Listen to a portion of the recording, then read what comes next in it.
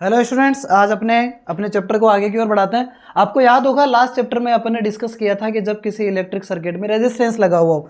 आज अपन आगे बढ़ते हैं और अपना टॉपिक लेते हैं कि अगर किसी इलेक्ट्रिक सर्किट में प्योर इंडक्टेंस लगा हुआ हो,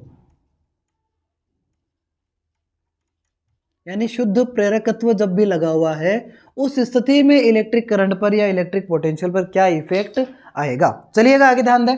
अपने को पता है कोई भी इलेक्ट्रिक सर्किट है उसमें अपन क्या लगा देते हैं, एल लेंथ का अपन इंडक्टेंस अप्लाई कर देते हैं। यहाँ पर अपने पास एसी सोर्स है ही है।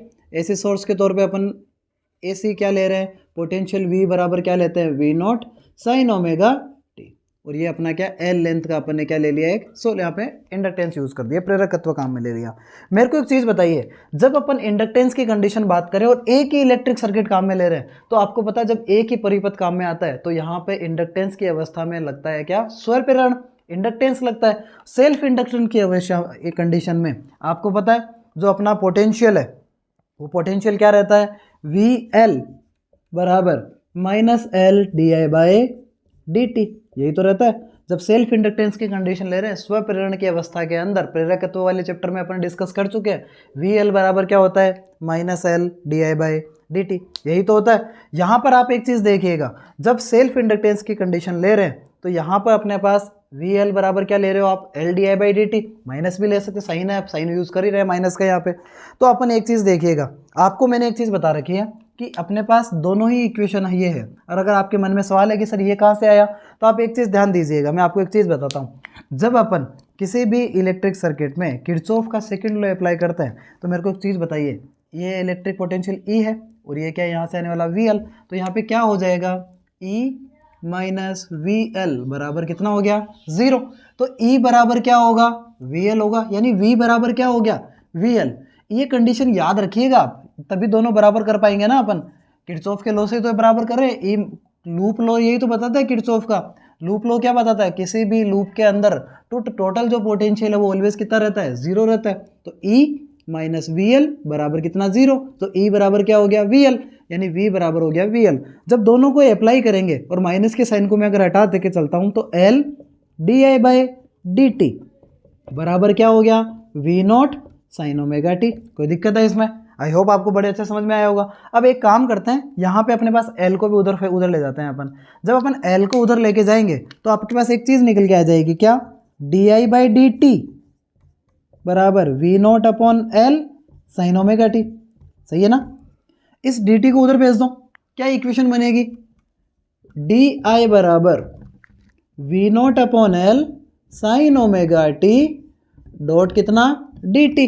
अब आपको इलेक्ट्रिक करंट की तो वैल्यू निकालनी है, विद्युत धारा का मान ही तो निकालना है। तो एक काम करते हैं, दोनों तरफ अपन इंटीग्रेशन कर देते हैं। बोथ साइड जब इंटीग्रेशन करेंगे तो वी नॉट अपॉन एल तो कॉन्स्टेंट है तो बाहर रह जाएंगे, इंटीग्रेशन में कौन आएगा, केवल साइन ओमेगा टी ही रहेगा। चलिएगा अपन इसको अप्लाई करते हैं यहाँ पे। जब अपन अब इसको अप्लाई करते हुए आगे बढ़ेंगे तो आप एक चीज़ बताइए, डी आई का इंटीग्रेशन क्या होता है, जहाँ कुछ नहीं होता वहाँ क्या होता है, डी आई का इलेक्ट्रिक करंट का क्या हो जाएगा, आई बराबर वी नॉट अपॉन एल ऐसा का ऐसा। साइन का क्या होता है, माइनस का कोस ओमेगा टी, और प्लस में अपन क्या अप्लाई कर देते हैं, सी, इधर भी अपन कॉन्स्टेंट लगेगा प्लस में सी, सी से सी क्या हो जाएगा, दोनों तरफ कैंसिल आउट, तो बचेगा क्या, आई बराबर V not upon L minus का कोस ओमेगा टी। और आपको पता है जब ओमेगा टी कर रहे हो तो इस ओमेगा का भी तो होगा, और ओमेगा का क्या हो जाएगा, अपॉन में ओमेगा, तो यानी यहाँ पर भी अपने ओमेगा नीचे डिवाइड में आ जाएगा यहाँ पे।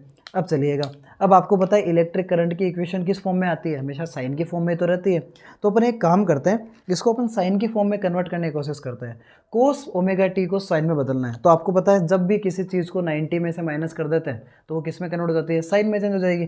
तो आप एक चीज़ देखो, जब अपना साइन चेंज हो जाएगा तो आई बराबर V not upon omega L, इसमें तो किसी को कोई दिक्कत है ही नहीं है, V not upon omega L. यहाँ तक आने के बाद इसको मैं क्या लिख सकता हूँ, sign omega T minus pi by 2 लिख सकते हैं ना ऐसे। अभी मैंने पलटा क्यों है आप ध्यान रखिएगा, sine pi by 2 minus omega T बराबर क्या होता है, कोस ओमेगा टी होता है।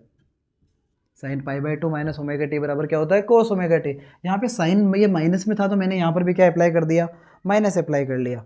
तो आप एक चीज़ देखो, यहाँ पर अपने पास इलेक्ट्रिक करंट किस फॉर्म में आ रही है, आई बराबर V not upon omega L इस एल को कैपिटल लेते हैं क्योंकि अपन एल लेंथ लेके चले sine omega T minus pi by 2।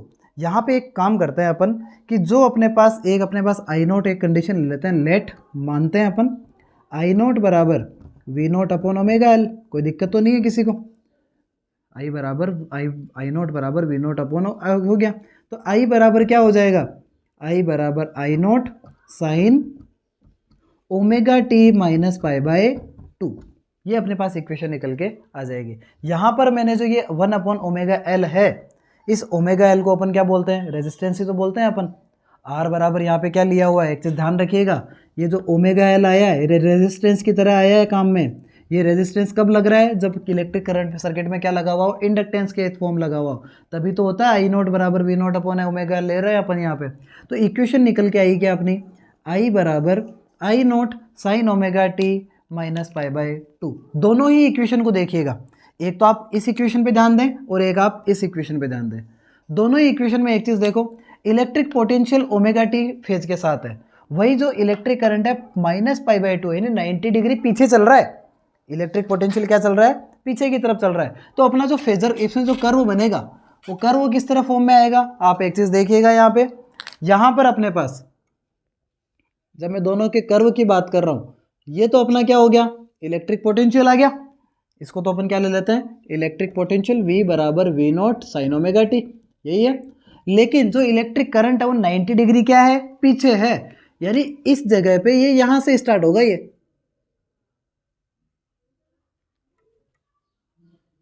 ये पीछे की ओर चलती हुई दिखेगी यहाँ पे। तो यहाँ पे ये क्या होगा, I बराबर I not sine omega T minus pi by 2, ये अपने क्या निकल के आएगी, इलेक्ट्रिक करंट का वैल्यू आएगी। यानी ये जब यहाँ पे पोटेंशियल जीरो है उस कंडीशन पे इलेक्ट्रिक करंट 90 डिग्री पीछे की ओर मूवमेंट करती हुई दिखेगी अपने को। और तो आप ध्यान दें, ये कर्व आप समझ में आया होगा आपको। और सबसे ज़्यादा इंपॉर्टेंट चीज़ आपको पता है इसमें क्या बनाई जाती है, फेजर कर्व। जो अपना फेजर कर्व है, फेजर डायग्राम है आपका, तो वो किस तरह रहेगा, इसका जो फेजर कर्व है उसके अंदर आप एक चीज़ देखिएगा कि यहाँ पर इलेक्ट्रिक पोटेंशियल तो आगे है लेकिन इलेक्ट्रिक करंट क्या है, 90 डिग्री पीछे रहेगा। तो किस तरह कर्व बनेगा, ये तो किसकी वैल्यू रहेगी, ओमेगा टी एंगल के साथ कौन रहेगा, इलेक्ट्रिक पोटेंशियल, ई नोट अपन ने मान लिया, ये तो अपना आ गया यहाँ पे। लेकिन जो इलेक्ट्रिक करंट है वो कितना डिग्री पीछे है, 90 डिग्री पीछे है, तो वो यहाँ से अपने को 90 डिग्री पीछे जाता हुआ दिखाई देगा। ये अपनी क्या वैल्यू आएगी, यहाँ से अपने आई नोट रहेगा और ये अपने इलेक्ट्रिक करंट की वैल्यू यहाँ पे अपने को प्राप्त होगी। ये अपना यहाँ पे 90 डिग्री के डिफरेंस के साथ आपको दिखाई देगा। ये कहलाएगा क्या, अपना इसका फेजर कर्व, जिसके अंदर यानी प्योर इंडक्टेंस लगने पर इलेक्ट्रिक पोटेंशियल और इलेक्ट्रिक करंट दोनों के बीच का जो फेज डिफरेंस है वो कितना डिग्री का रहता है, 90 डिग्री का रहता है। और आगे कौन रहता है, हमेशा इलेक्ट्रिक पोटेंशियल तो आगे मूव करता है और पाई बाय 2 एंगल के साथ पीछे रहती है कौन, क्या, इलेक्ट्रिक करंट। आई होप आपको समझ में आया होगा। मिलते हैं नेक्स्ट वीडियो में, तब तक के लिए thank you, have a nice day student.